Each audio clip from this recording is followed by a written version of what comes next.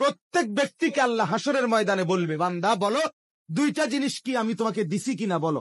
এক, আওয়ালাম নুআম্মিরকুম মা ইয়াতাযাক্কারু ফীহি মান তাযাক্কারা, এই পরিমাণ হায়াত দিছি যেই পরিমাণ হায়াত পেলে উপদেশ গ্রহণ করা যায়, আমল করা যায়, তদ্দুর সুযোগ দিছি কিনা বল। কথা বলেন না, দিছি কিনা বলো। এই হলো এক।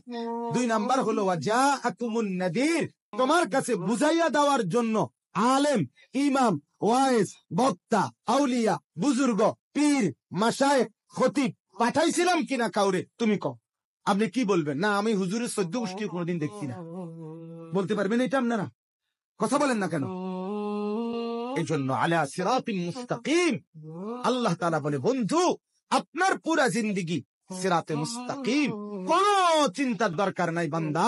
আল্লাহ বলে দিছে বন্ধুকে অনুসরণ করো, তার সবকিছু ঠিক।